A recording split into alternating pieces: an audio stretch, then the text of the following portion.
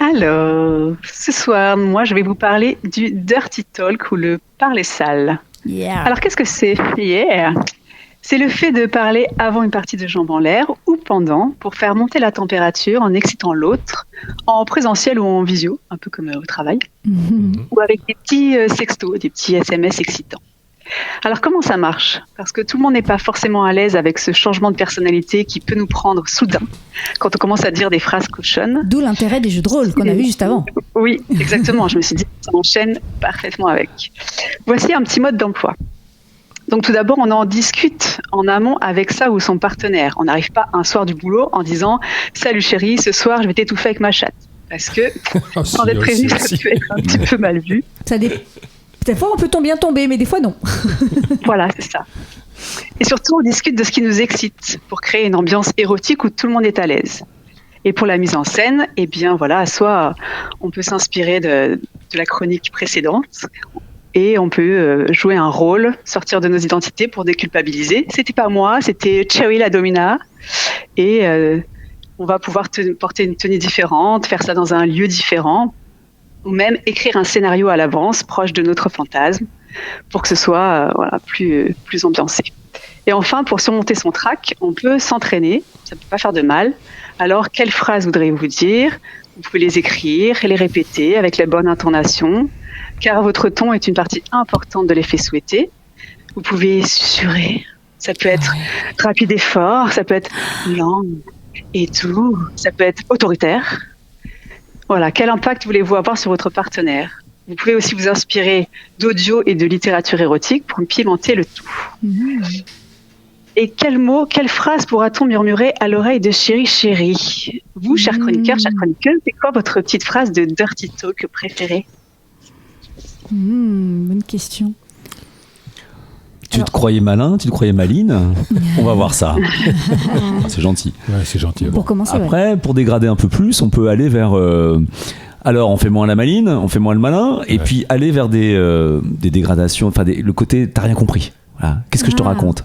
Et mettre l'autre en difficulté de compréhension. Et après, moi, ça le clou des... pas, moi. Ouais, bah, moi, je parle de dirty. Non, il n'y a pas de souci, c'est juste pour dire que chacun son style. Hein. J'adore ta subtilité. Moi, j'étais vraiment très au-dessus. Et c'est bien les gammes. J'oublie toujours, je suis toujours un peu gammes, trop... Ah, tu pars tout de suite, Ouais. Parce qu'après, pour aller plus haut... Pute, grosse salope, t'aimes ça, salope. Je veux une description là. Mais moi, c'est plutôt ce truc-là qui me plaît bien, moi. Moi aussi. Voilà. Okay. L'arbitre. Mais chacun son truc, hein. Ok. Alors, pour aider nos auditeurs et nos auditrices, voici quelques pistes pour savoir quoi dire et à qui. Dans l'intimité de notre chambre à coucher, il y a tout un florilège de mots que l'on peut utiliser. Il faut savoir que 90% d'entre nous en utilisent sans même s'en rendre compte, les plus classiques étant les petits mots d'encouragement. « Tu es tellement douée, tu es tellement bonne à ça » ou les petites instructions « Pas plus vite, pas moins fort, change de sens » les petits mots d'amour « Je t'aime, tu es belle, tu me fais fondre » ou les petites interjections réflexes « Oh oui, encore » et le fameux « Oh my God ». Voilà, donc en plus de tout cela, on peut en utiliser d'autres. Les mots érotiques, avec des phrases décrivant son plaisir, ses désirs de façon sensuelle et murmurée. « Je suis excitée en pensant à toi. Il me tarde d'être seule avec toi pour te déshabiller.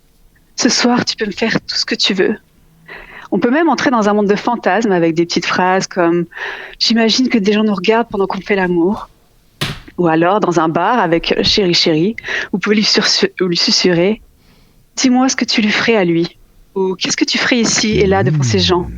Et hop, on rend tout excité à la maison. Après, un autre petit level, on peut avoir des mots crus, des mots cochons. Alors, ils ont peut-être souvent mauvaise réputation, ils sont souvent associés au porno malsain. Attention à bien les utiliser et à prévenir avant. Faites en sorte que la personne soit déjà bien dans l'ambiance avant de vous lancer, car si elle se sent encore dans sa réalité, elle pourrait rejeter la proposition. Dans cette catégorie de mots, on va rentrer dans le détail en utilisant bien tout ce qui vous semble tabou. On précise bien l'anatomie, les fluides, la couleur, la température. Un exemple, ta cyprine goûte le long de ta lèvre pour arriver sur mon gland rouge et chaud d'excitation pour toi. Ou Ta bite est si dure et brillante, je vois une petite goutte de ton sperme juteux apparaître et je vais l'avaler en te faisant la meilleure fellation de ta vie. Voilà, on met du détail bien comme il faut. En plus graveleux, on peut tenter le « je vais t'écarter les fesses pour ouvrir ton anus et pouvoir cracher dedans. Il sera alors tout timide et prêt à recevoir mon god ceinture. » Voilà, on est sur un autre level. On reste poli, sinon on va monter encore d'un level pour attaquer les mots humiliants. Attention avec cela. Ils vont vite paraître irrespectueux, sexistes ou le reflet du patriarcat si vous ne connaissez pas très bien votre partenaire ou si il ou elle n'est pas encore dans l'ambiance. Ne pratiquez pas l'humiliation avec des inconnus, sauf si vraiment c'est une demande de leur part. Car dans une relation durable, il y a de la tendresse, de l'amour, de la confiance pour équilibrer avec ces injures irrespectueuses. On essaiera de commencer progressivement pour voir si cela est excitant ou si votre partenaire part en PLS, position latérale de sécurité, pour la référence. Non, je suis désolé. Non, chez les gays, PLS, ça veut dire position latérale de sodomie. J'étais pas au courant. Merci d'Ange. La frontière est fine entre des situations mal vécues de la vie réelle et une domination excitante placée au bon moment. Le bonne fille peut être mal perçu. On pourra essayer d'être plus original et d'utiliser des termes moins populaires pour éviter de renvoyer à un trauma du passé. Voici quelques exemples des plus banaux, mais ne le prenez pas personnellement. Prends-toi ça et souris, ouvre ta bouche que j'urine dedans, je vais te prendre à sec, t'aimes ça un gros porc, bip, moi petite salope. Et on est donc dans un registre beaucoup plus violent, très film porno. Et d'Ange, j'espérais que tu puisses me donner un petit peu des astuces pour trouver des petites phrases un petit peu moins, vraiment porno. Patriarcal, ouais. Je sais pas. Alors, donc tu m'avais posé la question avant. J'ai noté quelques idées. Je réponds un peu en vrac. Alors, je réponds pas tout de suite aux mots. Il y a un truc que j'aime bien faire, c'est bâillonner la bouche de la personne qui est devant moi, et je lui demande, sais-tu dire non ? Et donc, elle répond avec sa tête. Et quand elle veut dire qu'elle dit non, elle dit oui. Là, je lui réponds, non, je t'ai demandé si tu sais dire non, pas si tu sais dire oui. Et je continue comme ça pendant 2-3 minutes. À chaque fois, la personne, elle essaye de dire non, donc tu n'y arrives pas. Je vois bien que tu me dis que tu n'arrives pas à dire non, oui, etc., etc. Donc déjà, ça peut un peu déstabiliser. Qu'est-ce que t'es tordu. Je sais pas, ça m'est venu. Ça m'est venu un jour, quoi. Autrement, un classique que je savais pas, mais après ça dépend vraiment des personnes. Et donc il y avait une personne catholique, pour ne pas la nommer, qui je lui disais. Alors, au départ, on avait commencé. Elle avait un rapport à la sexualité à la fois très excité, à la fois très. Un peu dans le remords, j'aime le sexe, mais c'était un peu de j'ai péché, mais bon, donc je disais, imagine ton voisin, et là à travers le mur, là je suis en train de te faire, et je racontais ce que je faisais, on est en train de faire ça, quoi. Imagine qu'il te regarde, et elle, ça la faisait vriller, quoi, de savoir qu'il était là à 2 mètres, il était de l'autre côté du mur. Je sais pas, c'est pas forcément de l'humiliation, mais voilà. Donc après on est passé de voisin à ta mère, imagine ta mère. C'est dur, ça. Et après, imagine Jésus. Aïe. Voilà. Jésus. C'était plus psychologique, quoi. Je sais pas, en tout cas, ça marchait avec elle. C'était un peu dans l'improvisation. Oui, alors après, un trigger, ça c'est une personne que j'ai rencontrée par un autre circuit que le BDSM. C'était sur un site de rencontre tout à fait classique. Puis on boit un coup, on parle l'une de l'autre, etc. On s'aperçoit qu'on est tous les deux dans le BDSM. Mais elle en est sortie. Parce qu'elle adorait se faire humilier. Et le jour où elle a vraiment arrêté d'un seul coup, on l'a traitée de cochonne, de salope, de tous les noms qu'elle pouvait. Mais elle adorait ça. Et un jour, quelqu'un l'a traitée de truie. Et truie, ça a été un mot, paf, ça l'a fait sortir du truc. Alors on s'est vu 2 fois, on a bu un coup, quoi. Donc elle m'a pas raconté, peut-être qu'il y avait d'autres trucs en plus, c'est par la personne qui l'a appelé truie en plus, voilà. Donc voilà, il y a des mots, des fois on sait pas entre cochonne et truie la différence. Il y a des traumas qui se réveillent. Voilà, c'est ça, ouais. Tout à fait, ouais. Il y avait ça, voilà. J'aime bien aussi, alors j'utilise toujours un préservatif, bien entendu, et j'aime bien aussi que tu parlais tout à l'heure des fluides, et j'aime bien aussi, pense à moi, et pense à mon sperme qui coulera de ton cul lorsque tu iras au chiottes tout à l'heure. Voilà, par exemple, là, je vais te remplir de foutre, etc. Même j'ai la capote, mais bon, après tout ça, c'est dans la tête, quoi. Et puis autrement, que c'est pas vraiment dans la tête à ce moment-là, mais bon. Du foot. Oui, du foot. Oui, c'est pas dans la tête, mais bon, c'est quand même dans mon préservatif. Donc en fin de compte, ça ressortira pas de son cul. Hein. c'est quand même, voilà, quand même. Et puis une autre personne que j'ai connue. Alors j'ai essayé de refaire ça plusieurs fois, ça marchait plus ou moins bien. J'aime bien écrire des histoires, raconter des histoires. J'ai commencé dans Heureux Poète, c'était parce que je racontais des poèmes et après des histoires. Et donc je prenais des scénarios de notre vie, enfin des tranches de notre vie. On partait à la mer, au week-end, ceci, cela, et je racontais le truc. Pendant que je la baisais, je le racontais et pas souviens-toi, c'est-à-dire on va à la mer, là on prend l'autoroute, voilà, et puis à un moment il y a un camionneur qui est à côté, il te voit, il te regarde, toi tu veux pas qu'il te regarde, mais moi je m'arrête, je reste à hauteur, il te regarde, voilà, et au bout d'un moment parce que t'es une grosse salope, et ben ça t'excite et là tu commences à ouvrir les cuisses. Voilà, je racontais des trucs comme ça, on va à la mer et puis là je te baisse dans la mer, je t'encule et puis je retire ma bite, il y a de l'eau de mer qui rentre dans ton cul, etc. Et tout en la baisant. Voilà. Alors ça demandait un effort pas forcément difficile quoi, mais c'est vrai que je l'ai fait plusieurs fois, mais au bout d'un moment j'ai été en panne de scénario quoi, parce que quand t'es en train de baiser, imaginez des trucs un peu trop voilà. Et j'ai essayé autrement d'écrire les scénarios à l'avance, de dire on va partir au ski, on va partir à la montagne, dans la boue, mais au bout d'un moment là j'étais plus en train de baiser, j'étais en train de réciter ma récitation quoi. Martine va à la plage, mais... Martine à la plage. Non, ou d'autres trucs, voilà, on va dans une cave et puis là il y a des gens qui t'attendent, etc., etc. Mais au bout d'un moment voilà, je pouvais improviser, mais si j'apprenais au lieu d'improviser, en fait moi je profitais plus du truc. Parce que j'étais en train de... Qu'est-ce que j'avais imaginé des fois après, là c'est vrai, là il y avait je sais pas 4 nains, 4 pattes ou 4 je sais pas quoi, voilà. Voilà, c'est le truc que j'ai. Après, les mots vraiment tordu cochon, ça dépend vraiment de la personne. Voilà. Et c'est marrant parce que ça peut être à la fois des mots, ça peut être bien entendu l'intonation, j'invente rien, mais des fois il faut trouver le mot. Ça peut être plein de trucs et puis t'aimes bien quand. Enfin, voilà. Alors déjà, je pose pas de questions. On peut poser. Alors, bien entendu, on peut poser des questions. Qu'est-ce que tu aimerais bien, etc. Mais parfois, la personne a du mal à répondre. Donc, tu restes avec tes questions un peu dans le vide. Voilà, t'aimes ça, salope, il t'entend. Oui, t'imagines que t'aimes ça, mais elle répond pas, quoi. Voilà. C'est parfois difficile d'avoir un dialogue. Mais si, réponds à ma question. T'as dit, voilà. Bon. Donc, c'est plutôt des affirmations et je me préoccupe même pas de la réponse. En fait. Voilà. Oui, juste une petite remarque par rapport au fait de verbaliser des récits en faisant l'amour. Moi, je l'ai beaucoup pratiqué. C'était une révélation quand j'ai commencé à pouvoir parler en faisant l'amour et à inventer des scénarios et puis en improvisation. Et puis comme j'allais quand même assez dans des zones un peu obscures, à un moment donné, je me suis renseigné de ce qu'il fallait avoir un protocole. Et donc je suis allé voir une amie hypnothérapeute. Parce que je lui dis, je sais pas si la personne, peut-être je vais dire quelque chose qui peut la déranger, quoi. Et je peux pas le savoir. Et en fait, elle m'a donné un super truc que je vous transmets. Qu'elle m'a dit, avant de démarrer, tu dis, écoute, je vais parler. Si ça te plaît, tu écoutes et tu t'y retrouves. Et si ça te plaît pas, tu te dis juste que c'est un mec qui délire et ça ne te concerne pas. Okay. Et j'ai trouvé ça super comme astuce parce que après je l'ai pratiqué en disant voilà, s'il y a des choses qui dépassent, ça ne te concerne pas, c'est un mec qui est dans sa boucle. Et comme ça lui permettait de choisir quand il rentrait dans le scénar et de choisir quand ça n'y était pas. Et voilà, moi j'ai adoré ce type. Pour les gens qui n'ont pas le temps de discuter avant, quoi, en fait, on va dire. Aussi, oui, mais des fois tu fais pas attention. Moi, comme c'était de l'impro, j'avais pas trop, je pouvais pas checker les choses. C'est ça que je voulais dire. D'accord. Oui, bien sûr. Vous n'avez pas le temps de vous mettre d'accord sur quoi, comment. Si tu ne t'y reconnais pas, c'est que ce n'est pas pour toi. C'était ça. Si tu ne reconnais pas, ça ne t'est pas adressé. Oui, c'est comme les pubs pour la lessive, ça me parle pas, donc je suis pas la cible. Ouais, je ne rebondirai pas sur cette blague alors qu'il fait la lessive. Hein. C'est très bien. Mais bon. Moi, en fait, moi, ce que j'aime plutôt, c'est qu'on me donne des compliments, entre guillemets, qu'on dise que je fais bien les choses. J'aime pas trop l'humiliation de comme si j'avais pas, que je fais mal les choses ou genre punition un petit peu. Moi, ça t'es une incapable, ça marche pas avec elle.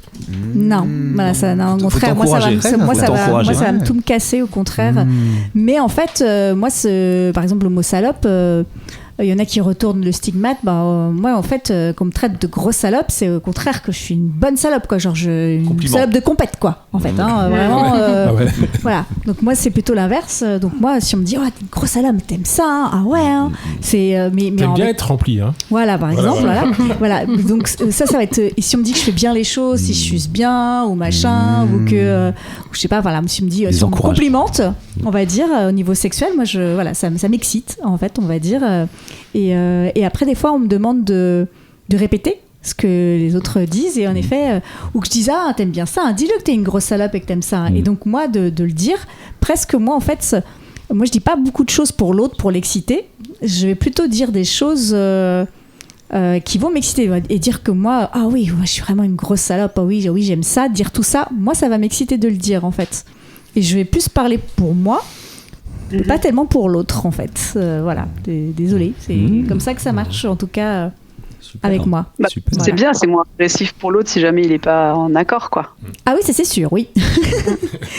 C'est quand même... Voilà. Et après je peux dire, ah oui, j'aime ta bite, j'aime ceci, voilà, éventuellement, quoi, mais... ou ta langue ou autre, enfin voilà, mais voilà. Voilà comment moi mon dirty talk à moi en fait. Very good girl. Yeah. Il y a tellement de choses à dire. Je crois qu'il ne faut pas s'excuser de ce qu'on fait ou de ce qu'on ne fait pas. On le fait. Et puis voilà, non, tu as dit tout à l'heure, oui, je suis désolée, je le fais pour moi et pas pour l'autre. Non, j'aurais pas dû dire désolée, mais c'était pour dire que je ne sais pas exactement, parce que jusqu'ici on a beaucoup parlé de dirty talk pour parler à l'autre, en fait, et on a présumé que forcément c'était pour l'autre, alors qu'en fait on peut aussi parler pour soi, en fait. Ah oui, très juste. Et je rajouterais à ça, du coup ça me fait penser à ça, Chloé, quand tu en parles, ça peut fonctionner, ça peut aussi être complètement raté. C'est de dire à l'autre, répète voilà, une phrase humiliante, peu importe, voilà, et la personne ne le dit pas fort. Et je dis, répète. Et c'est l'heure de répéter.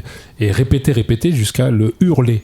Donc ça va faire 5 fois, 10 fois, et au bout d'un moment, ça m'est arrivé une seule fois. Donc voilà, la personne elle était en boucle, j'avais même plus besoin de lui dire, et je sais plus ce qu'elle répétait. Ce que je lui avais dit de répéter. Mais du coup, elle avait passé le cap de ne pas oser le dire. Voilà, et à un moment, alors, je sais pas si c'était le truc qu'elle voulait dire, je sais pas, j'étais pas dans sa tête, quoi. Mais du coup, là, j'étais un peu surpris, très bien, quoi. Voilà. Et autre anecdote que je me souviens il y a très très longtemps, j'étais un jeune musicien d'une 20aine d'années, je jouais dans un groupe qui n'avait pas de chanteur ou de chanteuse, on cherchait une chanteuse, donc on a auditionné des chanteuses, et avec une chanteuse, c'est bien matché. Voilà, donc on s'est embrassé à la fin de la répétition de l'audition, quoi, voilà. Et puis, j'ai revu la chanteuse, mais en fait, comme elle habitait pas à Paris, c'était compliqué pour elle de venir. On s'est revu une fois, elle est venue chez moi vraiment pour le coup, pour faire une soirée de sexe, quoi. Et là, une position tout à fait naturelle, la levrette, enfin, naturelle, rapide, enfin... Bref, la levrette, oui, je m'enfonce là. Justement. Classique, quoi. Et là, la femme s'est retournée et m'a dit... Ah, je suis ta chienne, hein, je suis une bonne chienne et tout. Et moi, j'avais 20 ans, j'étais juste pétrifié. Je savais pas quoi répondre. Mais j'étais pas non plus... C'était complètement... voilà, je découvre un truc. Qu'est-ce qu'il faut que je fasse ou quoi, voilà. Bon. Aujourd'hui, ce serait différent, mais bon. Oui. J'aimerais faire un pont entre vas-y grosse salope que j'ai pu dire et le propos Senzo que tu tenais en étant plus subtil. Dans ma réalité aujourd'hui, les mots que j'utilise pour ce genre de sexualité, c'est plutôt verbaliser des choses assez simples. Tourne-toi et présente-moi ton cul. Ah ouais, c'est bien par ça, exemple. Ouais. Et vraiment, en fait, alors ça parle à moi, mais d'oser dire ce que je veux vraiment à la personne, ça paraît pas très énorme, mais moi, c'est waouh. Ouais. Et puis voilà. C'était mon petit témoignage. Très bien. De la réalité à la fiction, parce que c'est vrai que c'est trop facile quand on dit comme ça à la radio, grosse salope, machin. Alors c'est vrai, c'est une réalité aussi, mais là ma réalité d'aujourd'hui et de maintenant, c'est plutôt ça. Voilà. D'accord. Si je peux encore, tu voulais dire un truc peut-être, non ? Donc vas-y, continue. Je vais finir ma chronique si ça vous dérange. Non, pas du tout. J'ai pris des notes, je te montre mon papier, tu le vois pas, mais j'ai plein de notes sur mon papier. Après, pas de problème. Ok, et donc tous ces mots, je voudrais aussi rajouter bien sûr les mots BDSM, pour Dange et pour les autres. Donc entre soumission et domination, la relation, elle est déjà définie au départ, donc le risque de heurter, il est quand même moins grand. Donc ce sera plutôt des phrases genre je veux que tu me contrôles, maîtresse, es-tu mon esclave sexuelle, fais-moi ce que tu veux, oh tu es à moi, des choses, vous voyez les genres. Donc on peut même dire que la relation dominant-soumis, elle ne peut pas vraiment exister sans cette communication de dirty talk, mais elle pourrait être utilisée de façon passagère au sein de couples lambda. Et maintenant, je voudrais aussi vous parler de l'aspect psychologique du dirty talk. Pourquoi est-ce que certaines personnes, elles aiment ça ? On pourrait dire que la puissance érotique de ces mots, et surtout les mots cochants, humiliants, viendrait du fait qu'ils sont tabous, ils sont interdits au nom de la bonne éducation. Donc c'est un vrai plaisir, une vraie jouissance de pouvoir sortir des limites imposées par la société. Bande de petits pervers que nous sommes, n'est-ce pas ? Oui. Cette transgression, elle transgresse la société. Ça nous permet de lâcher prise et en plus, ça nous permet de... En fait, ça prouve qu'on a vraiment confiance envers l'autre parce qu'elle nous voit sous un nouveau jour, quoi. On se permet de dire des choses, on le fait pas forcément avec n'importe qui.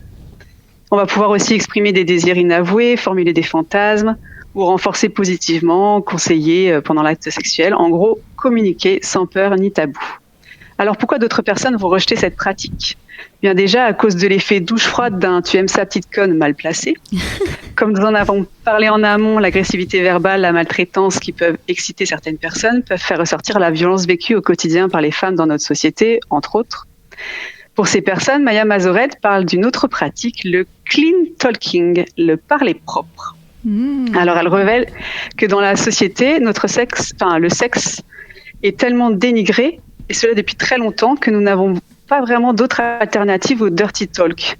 Car si je me mets à complimenter mon ou ma partenaire sur la beauté de son sexe pendant 20 minutes, je vais sûrement paraître ridicule. Nous avons malheureusement hérité d'une vision négative de la sexualité et tous nos désirs et nos fantasmes en sont contaminés. Beaucoup de femmes ont intériorisé l'idée que leur sexe est sale, qu'il est dégoûtant, qu'il est moche. Et dans les valeurs occidentales, le sexe est péché, destructeur, dangereux, interdit. Et pourtant, nous avons le pouvoir de changer les choses, oui, et de ramener la confiance en soi pour tous les organes génitaux de la Terre. Alors, pour finir, voici un petit exercice pour sauver le monde. Ce soir, avec Chéri Chéri, pendant 5 minutes, vous allez contempler chacun à votre tour, le sexe de l'autre et vous allez le complimenter. Dire ce que vous aimez, ce que ça vous fait ressentir, décrire sa douceur, sa couleur rose magnifique, son odeur familière, ses fluides, signe de son excitation, et remercier ses organes génitaux pour leur bon et loyaux service, faire acte de gratitude. Et vous allez voir, en vrai, c'est très agréable, c'est testé et approuvé par moi-même. Je trouvais ça très intéressant de changer un peu notre façon de faire.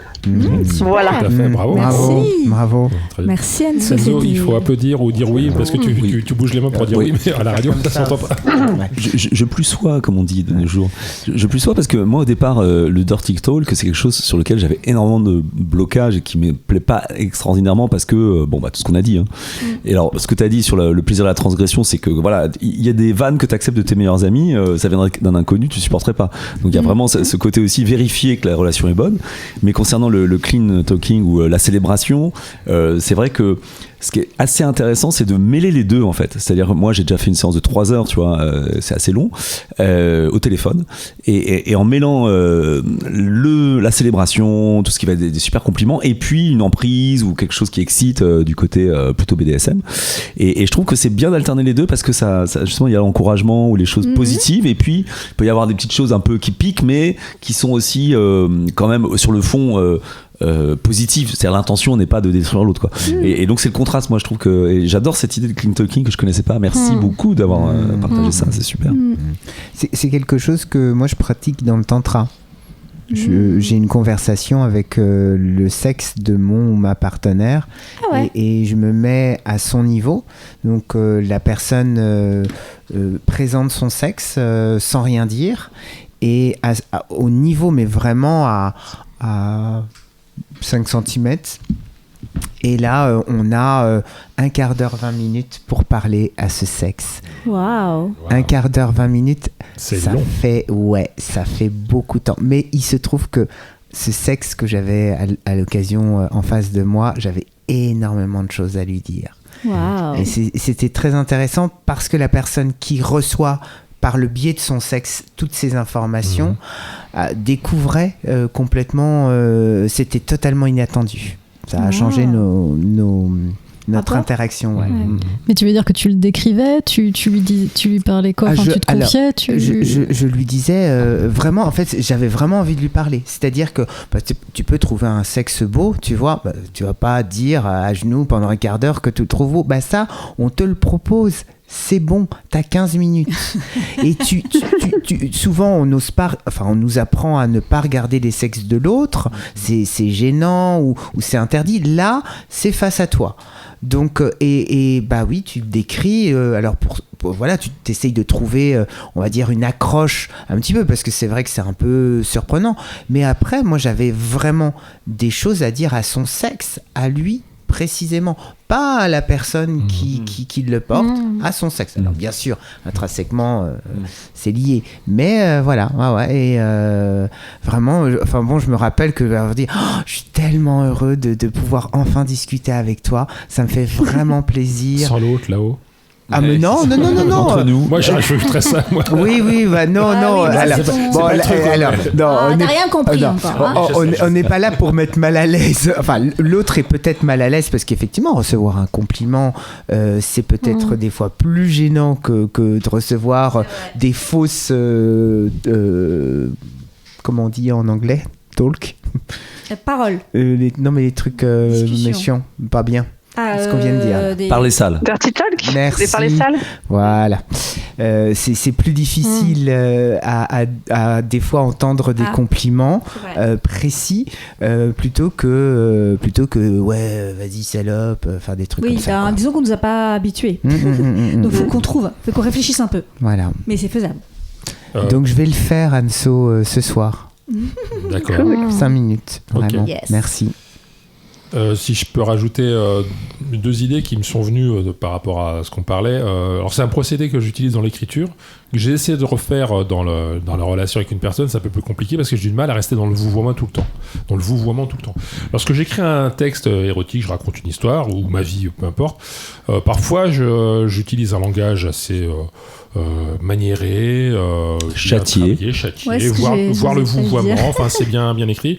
Et quand arrive la scène de sexe, qui en général ne m'excite pas à écrire, parce que je préfère raconter avant et après, mais quand arrive la scène de sexe, pour signifier au lecteur ou à la lectrice qu'on part vraiment dans le sexe, je passe instantanément, sans aucune transition, au tutoiement et aux gros mots.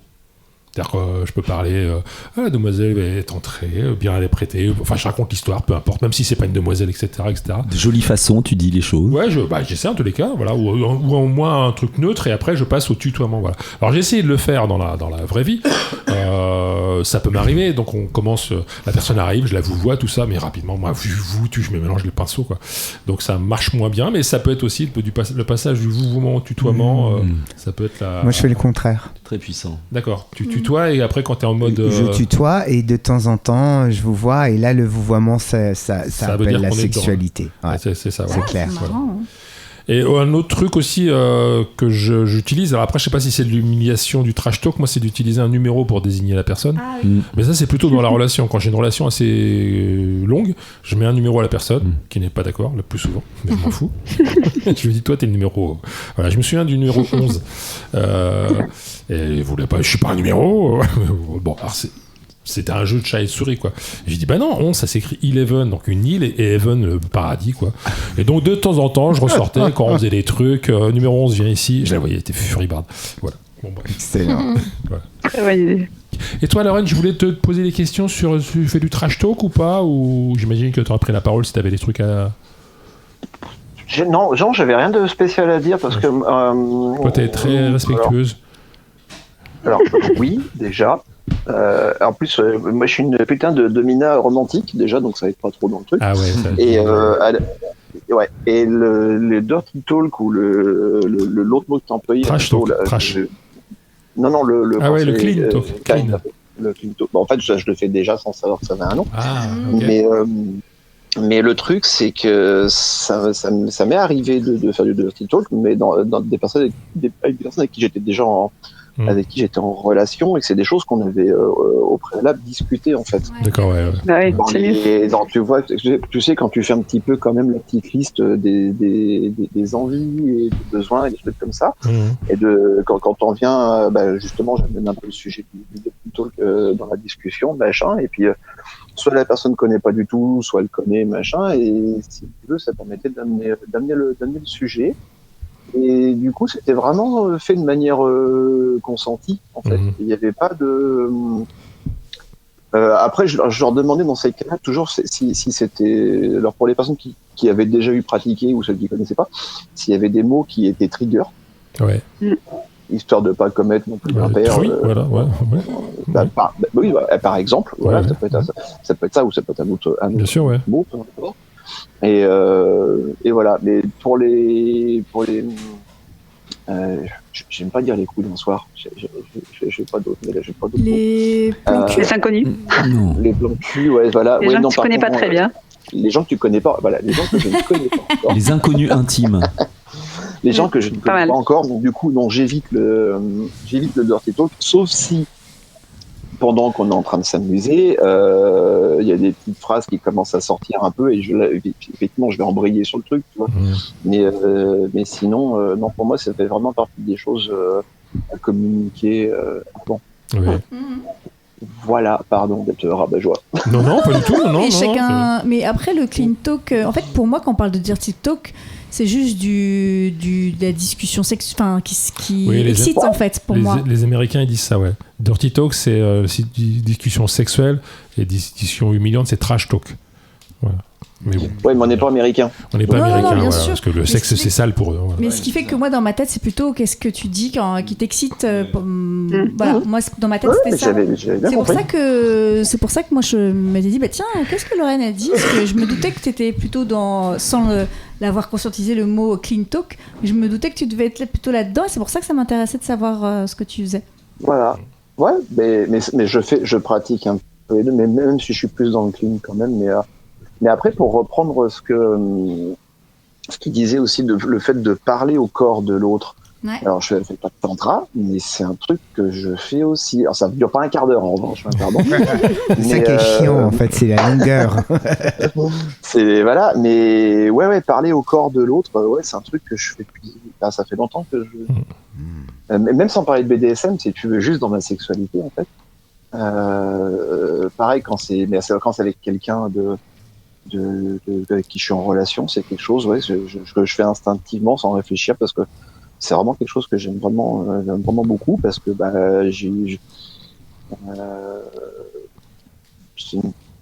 comment dire, ça me permet vraiment de célébrer le corps de l'autre en fait et de ce qui m'excite aussi chez la personne. Voilà, tu vois. Que ce soit, je sais pas, ça peut être sa vulve, ça peut être ses seins, ça peut être sa bouche, ça peut être ses yeux, n'importe quoi. Voilà. On sent ta sensibilité quand tu parles, ça fait du bien, Lorraine. Voilà. Allez, on va enchaîner.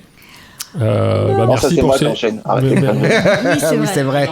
Voilà, on a tout dit sur le Dirty Talk. Mais on a dit plein de choses. Pas mal de choses. Voilà, chers auditeurs, auditrices, n'hésitez pas à nous écrire ou nous envoyer vos sextapes avec le son pour qu'on entende un peu tous les mots cochons que vous racontez. Dans le podcast. Oui, on mettra une adresse et vous nous écrivez. Voilà. C'était vraiment très intéressant.